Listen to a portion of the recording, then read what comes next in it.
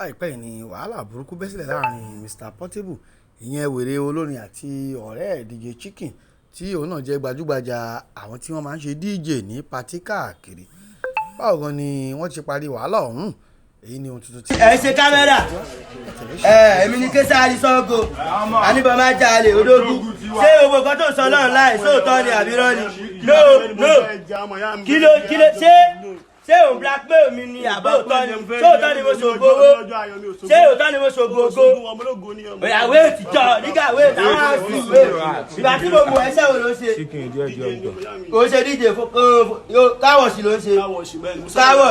lẹ́yìn ìgbà tí mo ṣe jíngù fún ẹ after 1 month ó dẹni tó gba 3 bedroom flat ṣó fi bú mi àbó fi bú mi oní kí máa gbé mi ẹ ṣé sọmọ ògo lè mi bá tẹ̀mí ṣe fún ẹ ṣé mo gbowó lọ́wọ́ ẹ tí mo fi ṣe fún ẹ ókè gbogbo ẹ sọmọ kan tí mo ṣe fún ẹ náà ayé sá eléyìí fẹ́ mi pàdé ayé gbogbo ó lọ gbé obìnrin fake portable ó lọ gbé fake portable jáde ó gbà sówó ojú mi kí ló fi jàdú ayé ó yẹ kí ní kọ́ pa ẹni gbogbo ìfẹ́ ìwọ tó wá sọ fún mi pé ọmọ àbúmi àwọn díjà àwọn sẹ́sẹ̀ wọ́n ní mò ń ṣèdè wọ́n ní ọmọ oko mo dẹ̀ bóyá ọmọ oko lẹ́kọ̀ọ́ díje síkì mo dẹ̀ sọ́dọ̀ ògo ó yá àkọ́tà fi bú ẹ mo fi sọ́dọ̀ ògo ọlọ́run díje síkì ọmọ oko lẹ́kọ̀ọ́ ìyá ẹ wá blò oná òlọ́gà ọlọ́run lọ́gà o kó lẹ́jọ́ ọlọ́run lọ́gà o òwò ẹ̀ oníkòsógo òwò ẹ̀ ló fi sọ o ó yá láti jó ẹ̀sì kí ló fi dà kí ló fi dà báyìí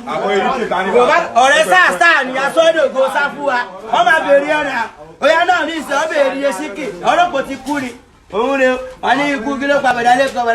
fún ọjà ló pa yes na ó kú ìwọ ló pogo ara ẹ̀ ó sáfógo ó wá ní kógó má sá fún ẹ̀ ogógo káyọ̀tì àbáyé náà bàìlọ́kì lówó kan bàìlọ́kì ní ìkọ̀dà lò tó bá ṣe báyìí ó máa dà ìdàpọ̀ àbí kò dànù ní ìwélé DJ Chicken ó ti lọ ní yá o DJ Chicken wà bí óyá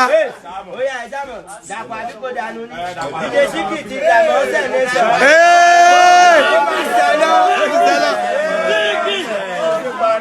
DJ Chicken kúkúrú kù. Bàìlọ́kì lówó kan bàìlọ́kì ní ìkọ̀dà lò tó bá ṣe báyìí ó máa dà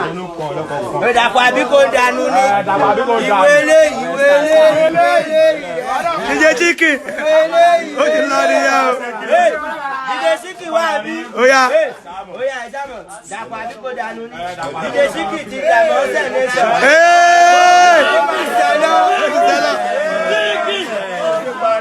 DJ Chicken kúkúrú kù. àrékà yẹn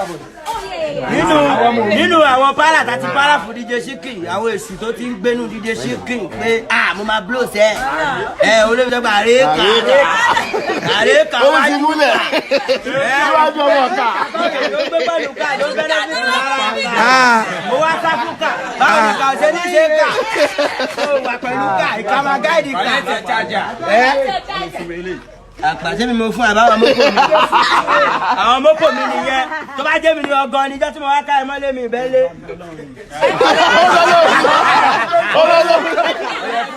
owó Chicken ni o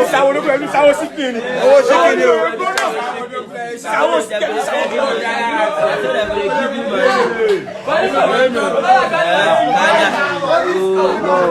That's